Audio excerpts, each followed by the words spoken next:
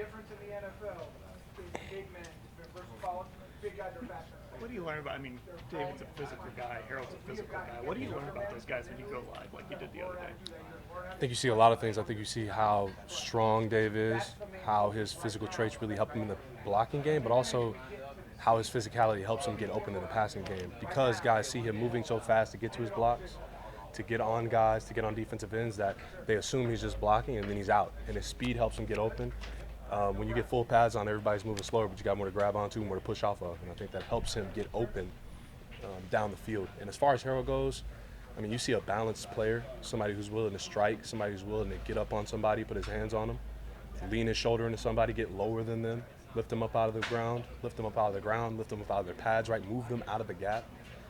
I think you watch somebody that's willing to do multiple things, and he's able to do multiple things, and I think that's something that's really going to help us down the season. How do you think the difference is between David and Harold might end up complementing each other and your offense? It's a great question. They're different in a lot of different ways, but Dave offers a lot more physicality, a bigger body, right? A bigger target for the quarterback to throw the ball to. And he's still fast enough to get open down the field. And I think Harold offers you something, right? Somebody who can be in the backfield, run routes out of the backfield, block out of the backfield, line up at number one, run a route versus a corner, right? So you just got a lot of versatility from those guys, and you have a willingness from them to do those things. And I think that's what helps an offense, right? If a guy says, I'm not doing this, then that takes catches or touches away from themselves, right? I don't want to block on this play. Well, we can't use you on this pass, this play action. So I think you got two guys that are really willing, and that only makes our job easier when it comes to playing games. Going back to that live drill, Harold had a real nice running catch. And I know the scouts talked about that when you drafted him. Do you see it there? Have you seen it? Other examples of just how good he can be with the ball in his hands? I would say that's the first thing we saw when we were watching him on college film, is how good he was with the ball in his hands, his instincts for setting up blocks. I think that's something you'll see on that long play he had, where he kind of leaned the defender into the block and then cut right under it, right? And that's something you see with him. He's got vision. He's able to run with the ball, and he's a one-cut runner. He doesn't bounce around, dance around. He's trying to get the yards that he can and get down. And like I said, I think somebody asked me this a while ago, right? That adds up, right? That becomes a successful season because those quick decisions add up to more yards, more plays, and hopefully more wins for their team. Christian, David and Joe Flacco had such a nice chemistry in 2023. I know David has such a big personality. He posted some videos of him and Joe riding around, singing, and Joe's just sitting there laughing. Like, how have you seen those guys interact and kind of continue that so far? I think it's a mutual respect. I think it's something where Dave really respects Joe, and he, leans on him for a lot of things, and I think that's something that has been good to see, right? He has a role model that he respects and trusts, and that's always something you'd like to see. And even for an 8-year vet, right? Somebody who's been in the league that long, he still looks for guidance, looks for guys to bounce ideas off of, talk to, and he's a very sociable person, right? So him getting Joe Flacco out there, hanging out with him is always great to see, right? That means you got a close team. On the other side of that, have you seen David kind of bring Harold along since he's been here? I would say the whole tight end group has done that. I think everybody in the group has they've come together and just kind of taken on, working with him, helping him out, helping him learn what it means to be a pro. And I think it's on Harold too, right? He's got to make the decision to be a professional player and do everything do what it means to be a pro, whether it's in the building or outside the building. So he's got great role models in that room. He's got Brendan Bates, who's in his second year. Blake's in his third. Dave's in his eighth. Sal has been playing the ball for so long. He's been in and out, and he's been doing it for a long time. So he's got a lot of guys to lean on and ask questions, and I think that's only going to benefit him. What is the energy that David brings? I mean, we see it every day. What does that do for you guys as you're going through camp? It's hot. You guys are starting to wear down a little bit. He breaks the monotony. Yeah. He breaks the monotony. You walk in that room, you never know what's going to happen. The energy he's going to bring, what he's going to say, what he's going to do, and it benefits everybody, right? Because you get used to hearing me talk.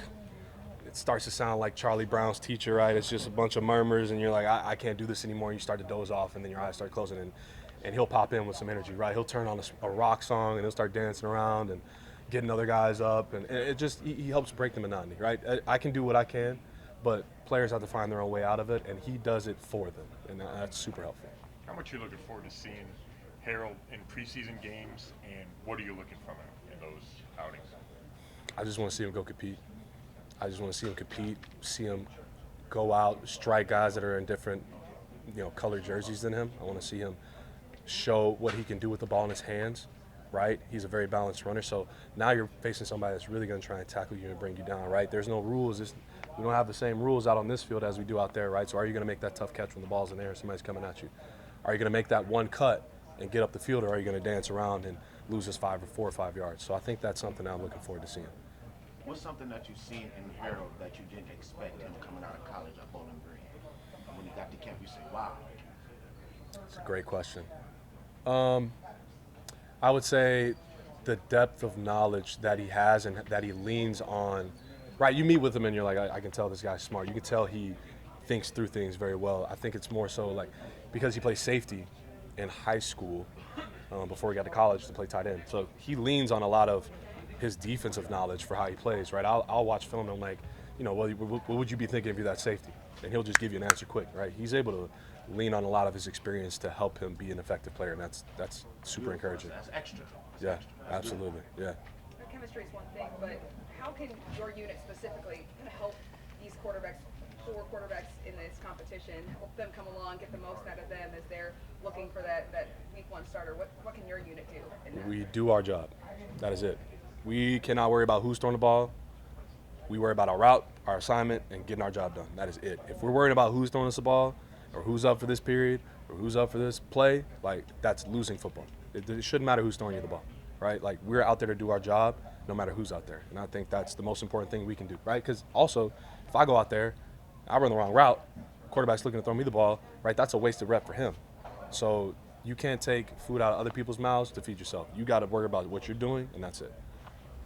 How much does it help your guys? We talk about it with DeJuan Jones a lot, but your guys, how much does it help them to be going against Myles Garrett and having to help out with him and figure out, like, how to help that left tackle out?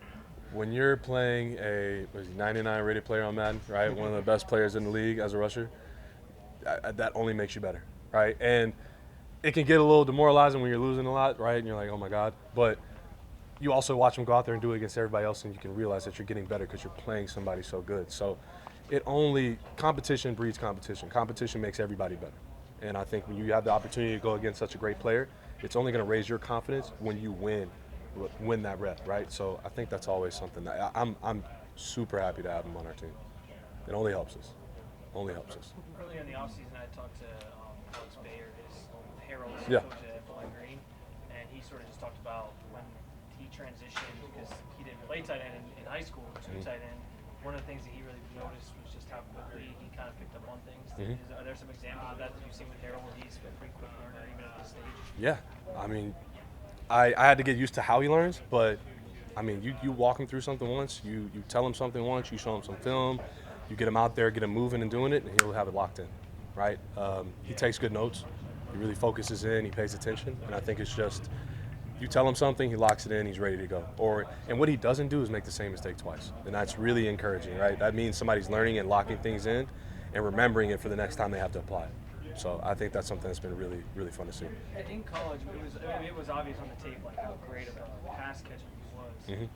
What are you guys looking for in him to sort of develop even more as a blocker as well? He's actually a really good blocker. He's stronger than you would think. He's very solid, and what he does really good is he has really good hand placement. I mean, he naturally puts his hands right on the breastplate. His hands are usually always inside, and he has good feet. So I would say it's just him continuing to bulk up, continuing to get stronger and grow he's still developing. He just turned 21 about 2 weeks ago or something like that. So just it's him developing and aiding in his development as a physical person and as a body, right? And that's where I'm looking for. As far as a blocker, there's always little things, right? It's loading your outside foot to gain ground on the first step. It's always the little details with blocking that can help him, but he's got the basics down, and that's something you can work with. David and Harold are 2 great pass-catching tight ends. What do you think having them both on the field at the same time potentially could do for this offense? They're great pass catchers, but they're also great blockers, and I think that helps more so than just being a great pass catcher. It's a great question. But if you got 2 guys out there that can do both things, then the defense doesn't know how to line up. They don't know what personnel to put out there, what coverage to play, and that only helps the offense. So I'd say that's the biggest part of it, is that they can do both, and that helps everybody on the field. Kind of going off, how does that supplement the quarterbacks and helping them have more options on the field than just running back or wide receiver? That's a good question. It means more breather plays for the quarterback. That means that he can take his mind off, right? We can hand the ball off, let it run, let him have a breather play. We can go with an RPO. We can go with a naked. That's more of a breather play, right? He has more options for play calls. He doesn't have to worry about, hey, I got to worry about this drop back pass, or every time we're in this personnel, we're dropping back, right? We can do anything out of that personnel, which makes his job easier because it makes the defense's job harder. Absolutely. Thank you. Awesome. Thanks, Coach. Awesome. Thank you, guys. Appreciate you. Have a good day.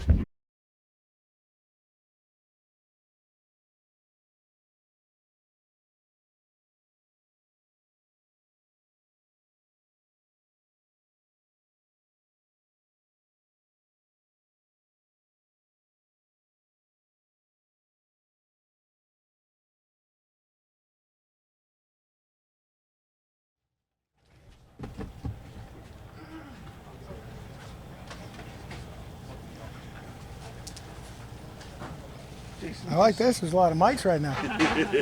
Good morning. Carson, just how much has he even surprised you with his progress from when you got him first time in rookie minicamp to now? Yeah, he's so good at remembering and then applying things as they occur. Like he'll surprise me and be like, Coach, I remember we said this the second day. So then he does it, and that's cool. When he can stay in that process, that's really powerful because he learns so fast. Jason, what about Jordan just making that decision to retire and how it impacts the room and just your thoughts on what he did here last year? We love Jordan. You know, he gave his, when Jordan plays and played football, he gave his all every single play. He would, for a player, he was always finishing in the pile, trying to get the ball out for us. So that extreme effort is something that we all learned from, how to play the game the right way. And then, you know, he's earned his right. He's played at the highest level for a really long time. And that's a great career, and that's an honor to be able to do that. So he's going to be watching us, and we got some standards to live up to. So we've learned a lot from him, players and coaches, and we're going to continue to use that as we go forward. Jerome's now one of the oldest in the room. So how is he kind of stepping into more of a leadership role with these younger guys, and what's he provided so far? Well, Jerome's seen a lot of things in football, from all the way to college, from playing in space to playing behind the box, different schemes, heard a lot of different words. So he's good at, this is just this, and then making it easy so he can play fast. So that's one, he needs to keep doing that. And then two, the last week, anytime you go to a new team, there's an adjustment period. And he's home, and we're happy he's home. It's excited that he can stay in this process and play in front of all of us want to come home. I've had lots of players over the years when they play their first game at home, oh my gosh, did they play well. So I'm excited to see him do that. But in the last week, he's really gotten comfortable in the scheme, and you can see him, he's really bursting and running. Not that he wasn't before, but now it's that comfort. So whatever it is, there's a learning curve, and his is moving up quickly. So we're excited about it. What about you guys just, obviously pads are on now, but the tackling to the ground we saw the other day, it seems like Carson really loved that. How exciting is that for you as a linebackers coach? Because it seems like those guys are in heaven out there. Yeah, you've heard me say our mantra, and that's run, because no matter what, we're going full speed. Shed, and tackle the guy with the ball. So we get to do that full speed. So anytime we get to do that, I'm smiling, we're happy. But we got to do it the right way, of course, against our team, which is keeping everybody up and higher tackles rather than lower tackles. But the simulation of getting off the block, and like one of the plays Carson had is he had to get away from Joel. And that's great because we know who Joel is. And Joel can block pretty darn well. And he strained and he found his way off the block, found his way to finish that tackle. And that's what we want to see, and he did it. So we'll just keep doing that. But that's playing football. That's playing linebacker. I know it's next man up, but challenges if you lose Jeremiah and Jordan, two perceived starters, and so now going into this, what has to happen for this unit to really not miss a beat? Well, I'll start with some of the other guys we haven't talked about. Devin Bush got into the system last year and got better and better and better as he went through the year, and he played all three positions. Mahmoud played over 500 snaps, played all three positions. Winston Reed came in and gave us good snaps. Now he's learning all three positions.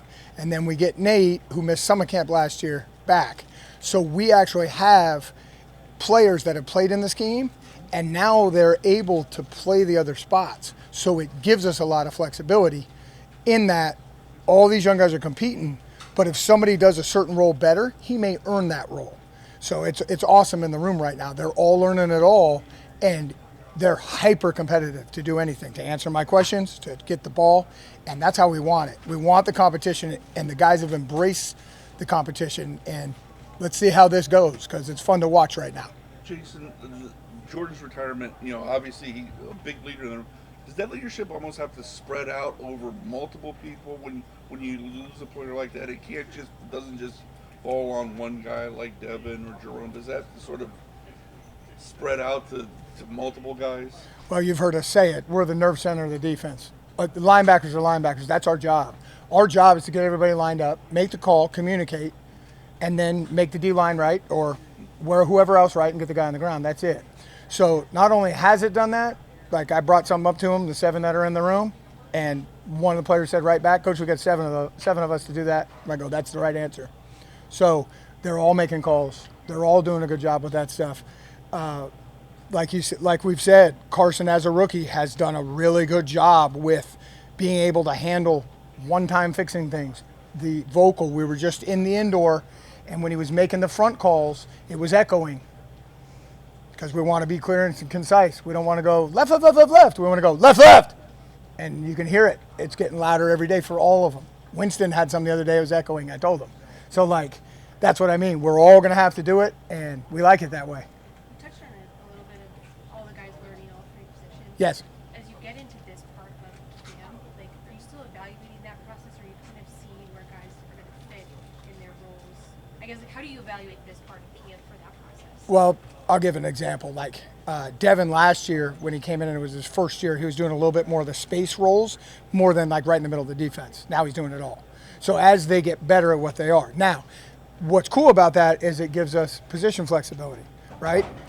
Modern football, there's just different body types rather than positions. And we want to all be able to do it all. We got to do the things the safeties do. They got to do the things the linebackers do. What are you looking to work on towards now in week 1? What are the things that you want to get together? What are the weaknesses that you want to improve on, that you must improve on by week 1? Okay, so we still got our 2 opportunities to practice against other teams and then play against them. So right now, the biggest thing for me is what we talked about a little bit. It's shedding blocks and getting to the ball. It's the real shedding. The difference in the NFL is the big men versus college. The big guys are faster and stronger because they're grown and they're trained. So we have got to get, as younger men coming into the league, you got to learn how to do that. You got to learn how to strain. You got to learn your distance to strike. So that's the main focus right now, especially while we're in pads. And then as we get to the season, it'll be more learning the opponents. Right now, it's all about us. And it always is all about us, but all about us. Yes, sir. Good? All right, go Brown. See you guys.